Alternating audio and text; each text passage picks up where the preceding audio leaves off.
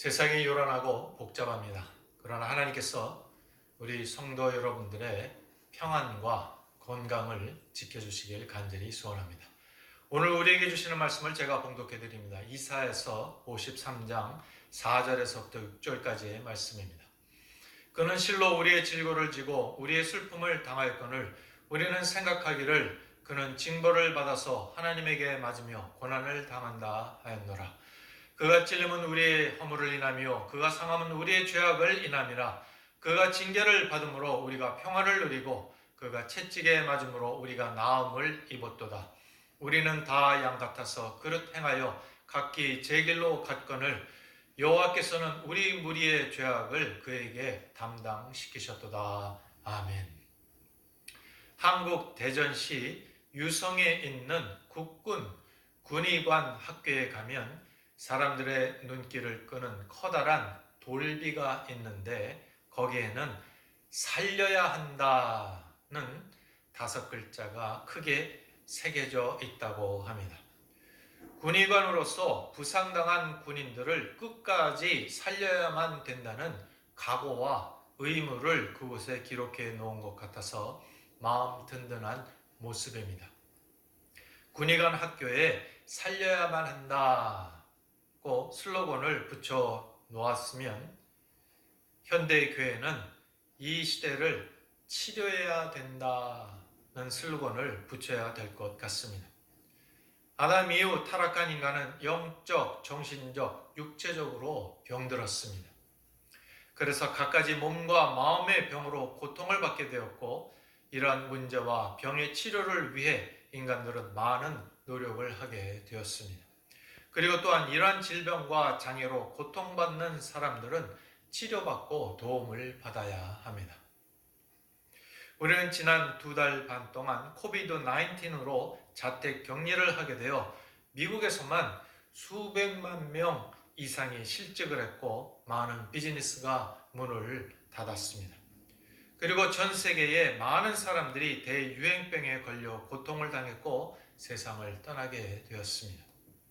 거기에다가 미국에서는 최근 경찰의 과잉 체포로 사람이 죽게 되어 미국은 지금 소요의 소용돌이에 휘말려서 더욱 어지럽고 복잡한 모습입니다. 코로나 팬데믹의 공포, 국제 질서의 대변환, 새로운 산업 지형, 그리고 소요 사태 등 우리는 지금 분명 위기의 시간을 보내고 있습니다. 이럴 때 우리는 어떻게 회복될 수 있을까를 당연히 생각하게 됩니다.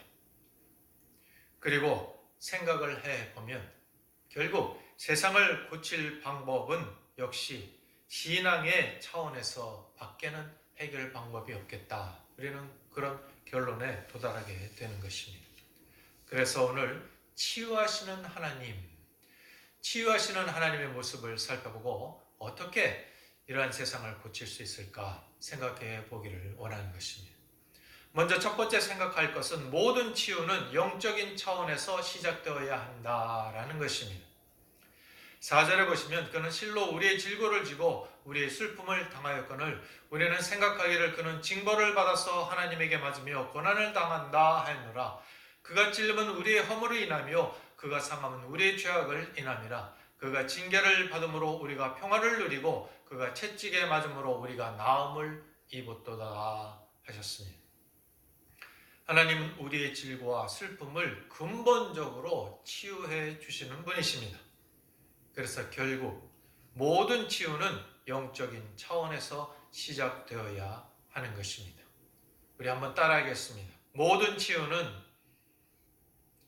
영적인 차원에서 시작되어야 한다.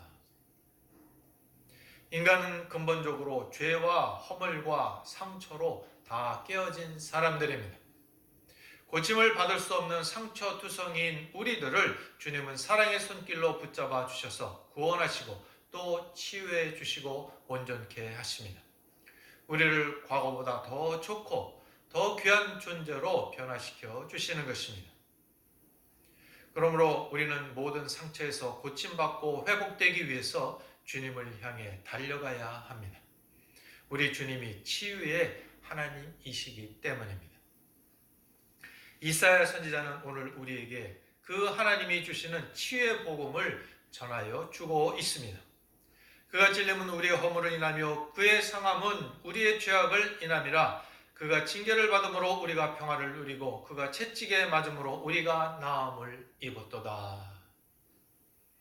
우리 주님은 세상에 계실 때 누구보다도 많은 고난을 겪으신 분이십니다. 그래서 우리의 질고와 슬픔을 아시는 분이십니다. 그렇기 때문에 우리의 질고를 지실 수 있으시고 우리의 슬픔을 담당하실 수 있는 분이십니다. 이사야서 53장에서 메시아가 당하신 고난의 내용을 살펴보면 멸시, 간고, 찔림, 상함, 징계, 채찍, 곤욕, 신문, 죽음 등이 나옵니다. 많은 고난을 당하신 것입니다. 이런 것들은 주님이 실제로 당하신 체험적인 고난입니다. 상징적인 의미가 아닙니다. 그래서 오늘 이 치유에 관해서 우리가 생각해 볼 때 우리는 주님을 생각을 해야 하는 것입니다. 오늘 본문의 3절을 보시면 질고, 4절에 짊어지다, 그리고 10절에 당하게 하셨다라는 용어가 나옵니다. 이 용어를 살펴보면 우리는 귀한 깨달음을 얻을 수 있습니다. 먼저 3절에 질고라고 하셨는데 육신의 병을 가리킵니다. 그리고 4절에 지다, 짊어지다라는 뜻입니다. 이 용어는 성경에 200번 정도 인용되고 있는데 그 절반이 자기 어깨에 매다라는 뜻으로 사용되고 있습니다. 또 10절에 당하게 하셨다. 하나님께서 질고의 짐을 예수에게 짊어지게, 예수에게 매게 하셨다라는 뜻입니다. 이 내용을 우리가 그대로 받는다면 이 구절들은 예수님이 실제로 병을 앓으며 고통을 당하신 것이라고 볼 수 있습니다. 예수님이 질병으로 고난을 겪어 보셨다는 뜻입니다. 그런데 이 구절을 해석을 할 때 종교개혁자들이나 신학자들의 입장을 보면 약간 애매하게 해석하는 듯한 그런 인상을 지울 수가 없습니다. 왜냐하면 감히 구원자이신 주님이 병을 가지고 씨름하셨다는 말을 할 수가 없기 때문입니다. 그래서 적당히 신학적인 해석을 붙이는 것을 우리가 볼 수 있습니다. 그러나 이 세상에서 주님이 육신을 입고 사실 동안에 어떤 모양으로든지 아파 보셨다고 우리는 생각할 수 있습니다. 주님은 하나님이시지만 완전한 인간이시기 때문에 병으로 고통을 당하실 수가 있었던 것입니다. 아니면 비록 주님이 병을 앓아 병상에 누워본 일은 없다 할지라도 주님만이 아시는 독특한 방법으로 우리가 당하는 고통, 슬픔, 고독을 친히 경험하신 것이 틀림이 없습니다. 그런데 중요한 것은 주님께서 그렇게 하신 이유입니다. 그렇게 하신 이유가 우리를 치유하시고 돕기 위해서 그렇게 하셨다는 것입니다. 히브리서 4장 15절에 우리에게 있는 대제사장은 우리의 연약함을 체휼하지 아니하는 자가 아니요 모든 일에 우리와 한결같이 시험을 받은 자로 되 죄는 없으시니라 그렇게 말씀하셨습니다. 사랑하는 성도 여러분, 우리 주님은 우리의 질병을 하시고 그 질병을 친히 짊어지시는 치유의 주님이십니다. 우리의 슬픔을 하시고 그 슬픔을 친히 담당하시는 분이십니다. 우리가 가지고 있는 육신의 질병은 사람들을 괴롭힙니다. 그리고 그 질병이 심해지면 생명까지도 빼앗깁니다. 그래서 사람들은 그 죽음 앞에서 가장 큰 좌절과 슬픔을 느낍니다. 그러나 주님은 병으로 고통하고 좌절에 빠진 인생에게 위로와 소망을 주시는 메시아이십니다. 주님은 육체적인 병뿐만 아니라 귀신을 내어 쫓는 일을 하셨습니다. 복음서에 보면 주님의 사역 중에 많은 부분이 병자들을 고치시고 귀신을 내어 쫓으신 사역이었습니다. 그리고 정신적인 병, 그리고 영적인 병을 고치시는 분이십니다. 오늘 본문 5절에 보면 이렇게 말씀하십니다. 그가 찔림은 우리의 허물을 인함이요. 예수님이 왜 무서운 가시에 찔리시고 몸이 상하셨습니까? 그 이유는 우리의 허물과 죄를 해결하시기 위함이었습니다. 창조 때에 처음 인간이 하나님이 금하신 선악을 알게 하는 나무의 실과를 따먹었습니다. 한문에 금할 금자가 있습니다. 금할 금자입니다. 한문은 우리가 잘 알고 있듯이 뜻글입니다. 여기 나무 목자 2개와 아래에 보일시가 있습니다. 해석하면 나무 2개를 보이면서 이것은 가까이 해서는 안 된다라는 뜻인 것입니다. 이 글자가 금할 금자입니다. 하나님께서 에덴 동산 중앙에 2개의 나무를 두셨는데 선악을 알게 하는 나무와 생명나무입니다. 그런데 하나님은 선악을 알게 하는 나무의 실과를 따먹지 말라고 금하셨습니다. 그러나 인간이 불순종하고 하나님의 명령을 어기고 말았습니다. 그래서 인간에게 죄가 들어오게 되었습니다. 그 결과 인간이 고통을 당하게 되었고 또한 이 땅에는 원래 없었던 식물이 나타나게 되었습니다. 그것은 가시와 엉겅퀴입니다. 죄의 결과로 나타난 그 가시가 우리 주님을 찌른 것입니다. 그리고 예수님이 나무에 못 박혀 돌아가셨습니다. 주님이 우리를 대신해서 찔리시고 징계를 받으신 것입니다. 그 결과 우리가 회복되고 하나님과의 평화를 누리게 된 것입니다. 우리는 우리의 죄 때문에 하나님과 원수 되었었는데 주님께서 십자가에서 고난을 받으심으로 용서와 화평이 이루어진 것입니다. 로마서 5장 10절에 곧 우리가 원수 되었을 때 그 아들의 죽으심으로 말미암아 하나님으로 더불어 화목되었은즉 화목된 자로서는 더욱 그의 살으심을 인하여 구원을 얻을 것이니라 말씀하셨습니다. 우리는 길 잃고 방황하는 양떼였습니다. 우리는 그릇 행하여 각기 제 길로 간 자들이었습니다. 그리고 병들고 깨어진 양떼들이었습니다. 그러나 하나님께서 우리 무리의 죄악을 주님에게 뒤집어 씌운 것입니다. 그래서 우리가 나음을 입게 되었습니다. 어떤 죄인이라도 예수 그리스도의 십자가를 바라보고 그분을 의지하면 죄사함을 받습니다. 그리고 회복이 시작되는 것입니다. 그래서 이 영적인 질병이 먼저 치유되어야 영적 회복의 길이 열리고 다른 문제들이 근본적으로 치유받을 수 있는 길이 열리게 되는 것입니다. 영적 회복이 인간의 무질서와 혼돈을 잠재웁니다. 주님의 고난이 우리의 영적인 무질서와 혼돈을 해결합니다. 우리가 우리를 위해 고난당하신 주님을 바라볼 때 모든 인간의 문제 해결의 길을 발견할 수 있습니다. 그리고 영적 회복이 죄로 인해 잃었던 것을 회복시킵니다. 죄로 인해 잃어버린 것이 무엇입니까? 먼저 영원한 생명이었습니다. 그리고 하나님의 자녀로서의 특권입니다. 그리고 하나님이 우리에게 주시기를 기뻐하시는 행복의 삶입니다. 그러나 인간이 타락함으로 그런 은혜를 잃어버리고 온갖 더러운 것이 인간에게 들어왔습니다. 그리고 인간이 그 쓰레기 더미에서 허우적거리고 있기 때문에 타락과 질병과 고통 가운데 살고 있는 것입니다. 또 영적 회복이 죄를 미워하고 멀리하게 해서 죄의 결과로 인한 고통을 해결하면 아주 중요한 치료입니다. 주님이 맞으신 그 채찍은 우리의 죄를 대신 뽑아버리는 치료제입니다. 질병을 치료하려면 뿌리를 뽑아야 합니다. 죄악의 질병도 마찬가지입니다. 우리는 믿음으로 죄의 뿌리를 뽑고 영적인 회복을 할 수 있습니다. 이 귀한 은혜로 사시는 우리 성도 여러분들이 되시기를 간절히 축원합니다.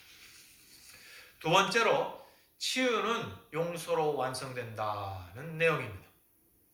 6절에 우리는 다 양 같아서 그릇 행하여 각기 제 길로 갔거늘 여호와께서는 우리 무리의 죄악을 그에게 담당시키셨도다 말씀하셨습니다. 사랑하는 성도 여러분, 인간의 분노와 처벌이 문제의 원인을 해결하지 못합니다. 인간이 여전히 죄 가운데 있다면 피해자이든 가해자이든 분노와 처벌로 문제를 해결할 수 없습니다. 조금 있으면 가해자가 피해자가 되고 피해자가 가해자가 될 것입니다. 그러므로 먼저 죄의 문제를 해결해야 하는 것입니다. 하나님께서 문제를 그렇게 해결하셨습니다. 그리고 궁극적으로 치유는 용서로 완성됩니다. 우리 한번 따라하겠습니다. 치유는 용서로 완성된다.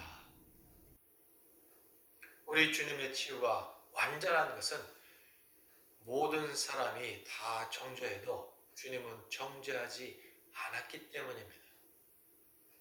주님이 이 땅에 오신 것은 우리 죄를 들춰내고 정죄하기 위해서 온 것이 아니라 우리의 죄를 용서해주고 덮어주고 씻어주기 위해 오신 것입니다. 요한복음 8장에 가늠하다가 잡혀온 여인의 이야기가 나옵니다. 이 당시 지도자들 바리새인들이나 교법사들은 엄격한 율법주의자들이었습니다. 그들은 인정사정 없이 율법은 무조건 지켜야 된다라고 믿는 사람들이었습니다. 그런데 그들이 예수님의 발목을 완전하게 잡을 수 있는 기회가 있었습니다. 그것은 예수님이 성전에서 가르치고 계시는데 가늠하다가 현장에서 잡힌 여자를 끌고 온 때였습니다. 아마 이 여인은 머리가 산발이 되고 옷이 다 찢어지고 헝클어지고 신발이 벗겨진 채 끌려와서 예수님 발 앞에 던져졌을 것입니다. 그리고 그들이 말하기를 주여 이 여자가 가늠하다가 현장에서 잡혔는데 모세의 율법에는 이러한 여자를 돌로 치라고 명하였는데 선생님은 어떻게 하시겠습니까? 라고 물었습니다. 우리가 돌로 쳐 죽일까요? 라고 묻는 것입니다. 예수님을 시험한 것입니다. 이때 예수님의 입장이 아주 곤란해졌습니다. 돌로 치라 하면 당신이 사랑과 용서를 전하는 하나님의 아들이라면서 어떻게 무자비하게 죽이라 그렇게 말씀하십니까? 그렇게 말할 것이고 죽이지 말라라고 하면 당신은 하나님의 율법을 무시하는 사람입니다. 어떻게 하나님을 섬기는 사람이 그렇게 하실 수 있습니까? 라고 이야기할 것입니다. 그래서 이러지도 저러지도 못할 상황이 된 것입니다. 그런데 이때 예수님은 굽혀서 땅에 손가락으로 글을 쓰기 시작하셨습니다. 무슨 글을 쓰셨는지는 모릅니다.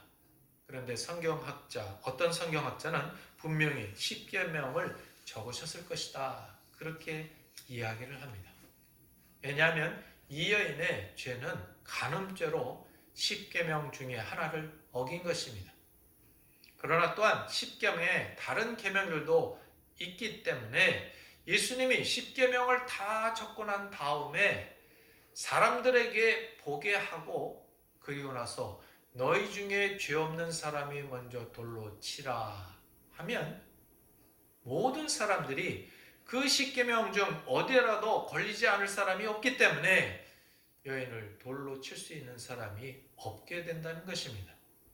아주 재미있고 좋은 해석이라고 생각이 됩니다. 주님께서 나는 이 여자에게 돌로 치라 치지 말라 말 안 하겠다. 그러나 너희 중에 죄 없는 사람이 쳐라. 그러나 만일 내가 기록한 이 십계명 중에 어느 하나라도 어긴 죄가 있다면 칠 자격이 없다라고 하신 것이라는 것입니다. 이렇게 되자 어마무시한 율법주의자들을 비롯해서 모든 사람들이 돌을 버리고 떠나갔습니다. 그러자 주님이 공포와 불안에 떨고 있었던 여인에게 너를 정죄하던 사람들이 어디 있느냐 말씀하시고 나도 너를 정죄하지 아니하노니 가서 다시는 죄를 범치 말라 그렇게 말씀해 주셨습니다. 아마 이 여인은 예수님의 은혜와 사랑을 깨닫고 예수님을 만난 이후로 영원히 변화됐을 것입니다. 우리 사회에 많은 문제들이 있습니다. 이것의 해결을 위해 법을 제정하거나 개정할 수도 있습니다. 교육을 통한 방법을 우리가 쓸 수도 있습니다. 또 제도를 바꿀 수도 있습니다. 그러나 근본적인 문제 해결은 되지 않습니다. 왜냐하면 인간이 바뀌지 않았기 때문입니다. 이 안이 시커멓게 썩어 있는데 밖으로 드러난 증상을 치료한다고 해서 될 일이 아닌 것입니다. 하나님의 방법은 결국 죄를 해결하는 것이었습니다. 그리고 죄 해결의 마지막은 용서이었습니다. 그리고 죄의 용서가 치유를 이끌어내는 것입니다. 용서받는 일, 그리고 용서하는 일을 통해 치유가 완성됩니다. 우리 한번 따라하겠습니다. 용서받는 일, 그리고 용서하는 일을 통해 치유가 완성된다. 그래서 죄의 용서가 인간 치유의 시작이고 끝인 것입니다. 인간은 그리스도의 용서와 사랑과 은혜를 받고 나면 변화됩니다.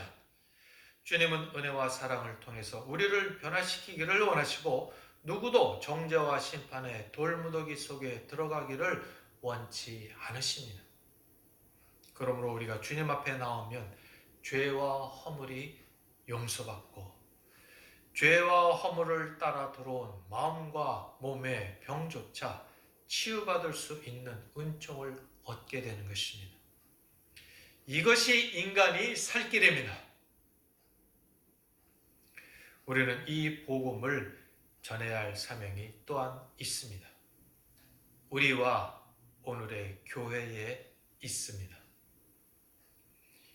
예수의 십자가 보혈로 죄와 허물이 용서받고 주의 말씀으로 변화받아 몸과 마음이 회복되는 우리 개인과 사회와 세상이 될 수 있기를 주의 이름으로 간절히 축원을 드립니다.